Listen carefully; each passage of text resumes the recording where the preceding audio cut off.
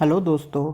हम हमारे लाइफ के 20 से 25 साल पढ़ाई में लगा देते हैं, लेकिन हमारा एजुकेशन सिस्टम से हम अमीर होने के तरीके नहीं सीखते। इसलिए आज हम आप लोगों को इस टॉपिक के बारे में एक बहुत ही famous book rich dad poor dad का समरी शेयर करूंगा। रॉबर्ट कायोसाकी के दो बाप थे।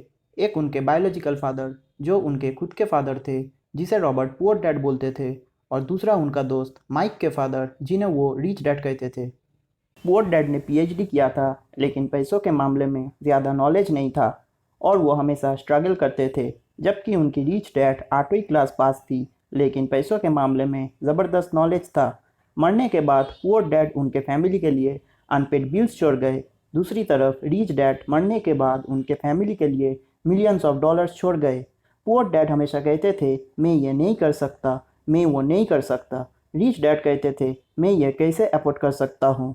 पुअर डैड कहते थे, पढ़ाई करो, अच्छे मार्क्स लाओ और जॉब करो। रिच डैड कहते थे, तुम कुछ ऐसा काम करो ताकि तुम दूसरों को जॉब दे सको। रॉबर्ट को बचपन से ही अमीर बनने का शौक था, इसलिए उन्होंने 9 साल का उम्र में अपने रिच डैड से क्लास लेने के बारे में सोचा।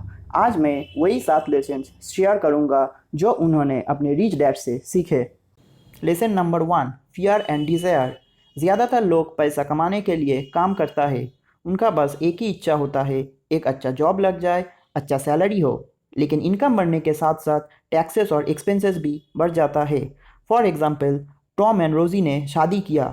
शादी के बाद उन्होंने एक घर लिया। अब हर महीने घर के ईएमआई भरना पड़ता है। कुछ महीने बाद टॉम ने एक गाड़ी खरीद ली। अब टॉम रोज़ ऑफिस जाता है और बहुत ज़्यादा काम करता है। डर के वजह से उसे डर है, अगर वो जॉब ठीक से नहीं करेगा तो ईएमआईज़ नहीं भर पाएगा।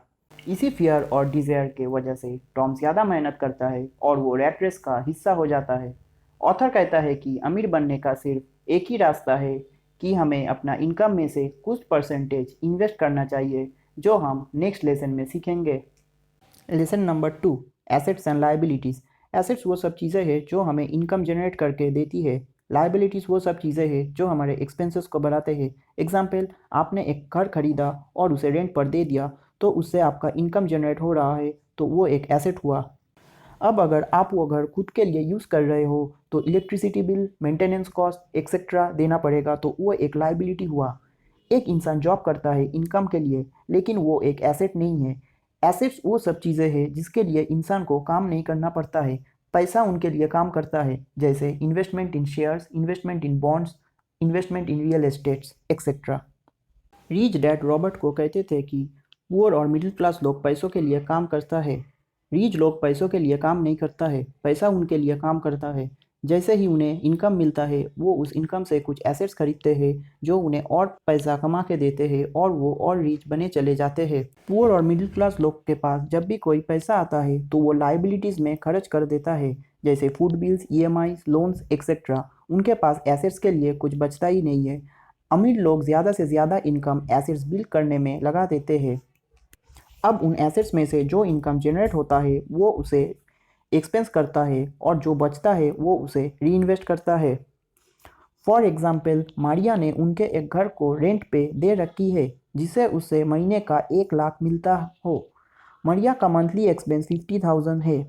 अब उन 1 लाख से जो बच जाता है, मारिया उसे री इन्वेस्ट करके एसेट्स खरीद लेती है। इसका मतलब ये नहीं है कि रिच लग्जरीज नहीं खरीदते हैं, वो लग्जरीज खरीदते हैं जब उनका एसेट्स में से अच्छा इनकम जनरेट होता है तब। Lesson number 3, mind your own business. ज़्यादातर लोग सिर्फ नौकरी करते हैं, वो एसेट्स बनाने में फोकस नहीं करते हैं। ऑथर कहता है कि हमें नौकरी के साथ साथ कुछ ऐसा बिजनेस करना चाहिए जो हमें इनकम जनरेट करके दे, जिसे हम हमारे एसेट्स को बिल्ड कर पाए। ऑथर कहता है कि वो खुद नौकरी करता था, लेकिन नौकरी के साथ साथ वो एक रियल एस्टेट में इन्वेस्ट करता था और इससे उनका एसेट्स बिल्ड होता था। यहाँ पे ऑथर बिजनेस मतलब कुछ पैसिव इनकम सोर्स में फोकस करने के लिए बोला है। पैसिव इनकम मतलब वो इनकम जहाँ पे आपका फिजिकल प्रेजेंस या फिजिकली काम करना नहीं पड़ेगा। Example, real estate, investment in stock market, bonds etcetera. Lesson number 4, it's not the smart who get ahead but the bold. Author कहता है कि ज़्यादातर लोग फाइनेंशियल नॉलेज लेने के बाद भी एक्शंस नहीं लेते हैं। लोग कहते हैं कि उनके पास पैसा नहीं है, उनका फैमिली है, एक्सेट्रा एक्सेट्रा। ऑथर कहता है हमें फाइनेंशियल नॉलेज होने के बाद एसेट्स बिल्ड करने में एक्शंस लेना चाहिए, तभी हम रिच बन पाएंगे। Lesson number 5, work to learn. Author को ग्रेजुएशन कंप्लीट करने के बाद उन्हें स्टैंडर्ड ऑयल ऑफ कैलिफोर्निया में जॉब मिल गई, जहां वो साल के $42,000 अर्न कर रहे थे। उनके पुअर डैड बहुत खुश थे। उनके पुअर डैड हमेशा चाहता था कि रॉबर्ट एक हाई पेइंग जॉब में सेटल हो जाए। ठीक उसके 6 महीने बाद रॉबर्ट वो जॉब छोड़ दिया और यूएस मेरीन कॉर्प्स ज्वाइन किया ताकि वो कुछ नया सीख सके। रिच डैड बहुत खुश थे, पुअर डैड बहुत ही गुस्से में थे। रिच डैड हमेशा कहता था कि कुछ सीखने के लिए काम करो, दूसरी ओर पुअर डैड कहता था एक अच्छा जॉब में सेटल हो जाओ। रिच डैड हमेशा कहता था कि एक स्किल को मास्टर करना चाहिए और उसके साथ साथ नया स्किल्स भी सीखना चाहिए। लेसन नंबर 6, पे योरसेल्फ फर्स्ट। पे योरसेल्फ फर्स्ट मतलब हमेशा अपना एसेट्स के लिए इनकम में से पैसा निकालो और जो बच जाए फिर उसे खर्चा करो। रॉबर्ट रिच डैड से पूछता है कि अगर एसेट्स के लिए पैसा ना हो तो रिच डैड कहता है कुछ भी करके पैसा निकालो एसेट्स के लिए, बाकी खर्चा के लिए प्रेशर आएगा जो तुमसे कुछ काम करवा के पैसा जुगाड़ करा देगा।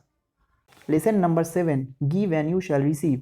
रिच डैड कहता है कि जब उन्हें पैसे की ज़रूरत होती है तो वो पहले किसी का हेल्प करता था, इससे उन्हें पैसा मिल जाता था। रॉबर्ट को भी जब उनके प्रोडक्ट को सेल करानी होती थी तो वो दूसरों के प्रोडक्ट सेल कराने में हेल्प करता था। हमें भी अपना लाइफ में दूसरों को हेल्प करना चाहिए। तो दोस्तों, हमारी आज की बुक समरी यहीं पे ख़त्म होता है। उम्मीद करता हूँ आपको समरी अच्छा लगा। अगर अच्छा लगा तो चैनल को प्लीज़ लाइक और सब्सक्राइब कर दीजिए और जितना हो सके शेयर कीजिए ताकि सभी ये नॉलेज सीख पाए। दोस्तों, अगर आप ये बुक ख़रीदना चाहते हो तो नीचे डिस्क्रिप्शन में मैंने इसका लिंक शेयर कर दिया। Thank you.